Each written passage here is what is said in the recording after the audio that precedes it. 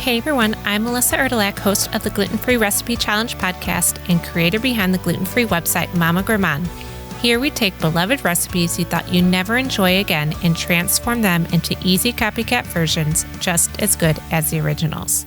So it's October, so we can officially all just go full throttle on pumpkin spice everything. And what's the most quintessential recipe to kick off the season? Pumpkin bread.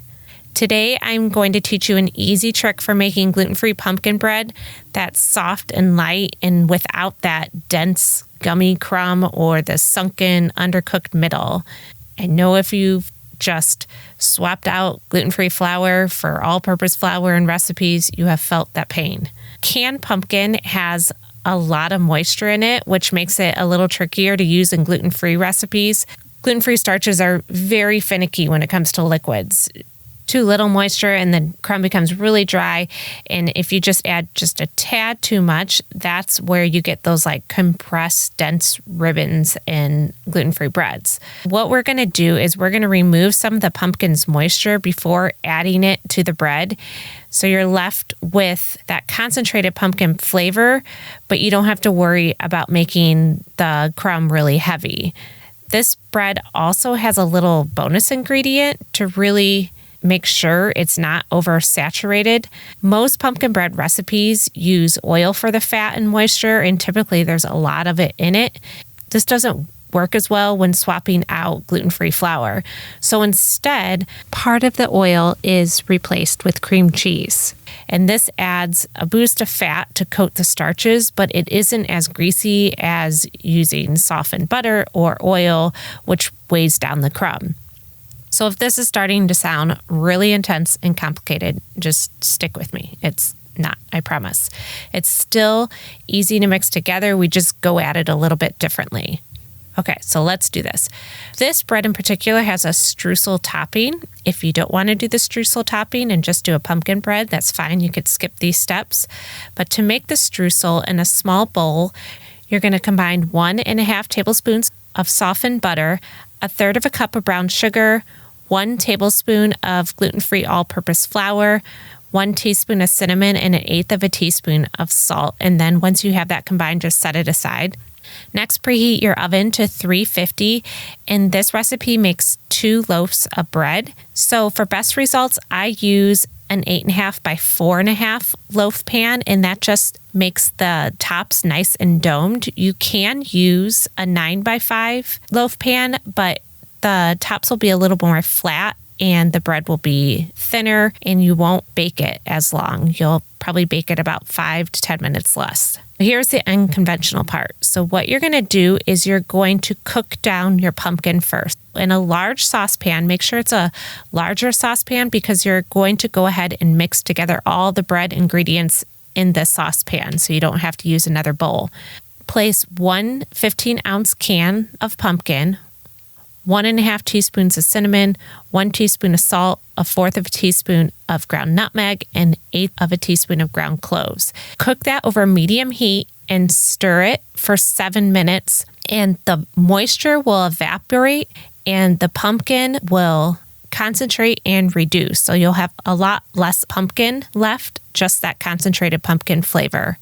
Remove it from the heat and then whisk in 1 cup of sugar, 1 cup of light brown sugar, and then 4 ounces of softened cream cheese. Just whisk it vigorously until the cream cheese melts and it just smoothly combines into the reduced pumpkin.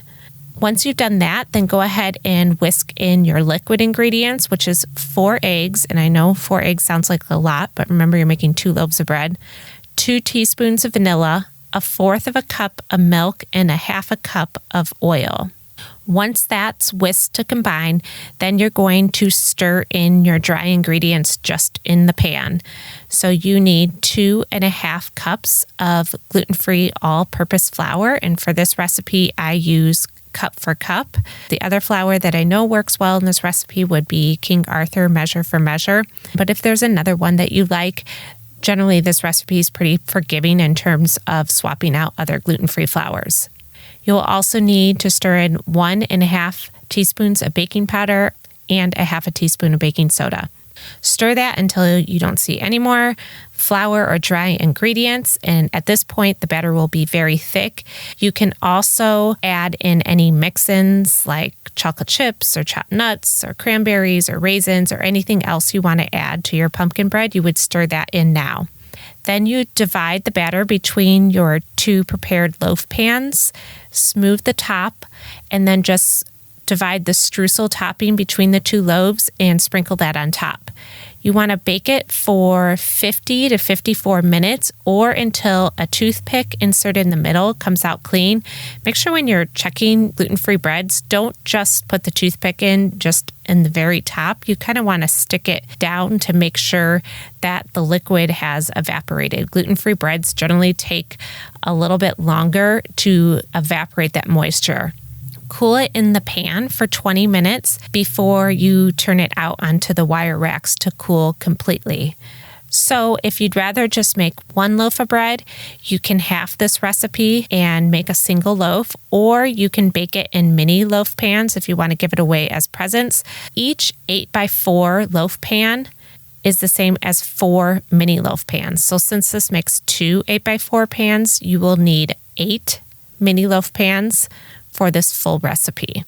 And then if you're baking it in a mini loaf pan, you'll also want to reduce the baking time to about 35 minutes. So remember, you can always find the full printable recipe on the show notes page. And to get to it, click on the link provided in whatever podcast app you're listening on, or you could go to my recipe website, which is mamagourmand.com, and click on the podcast tab. And there you'll find the full recipe along with any recommended ingredients or equipment I've mentioned.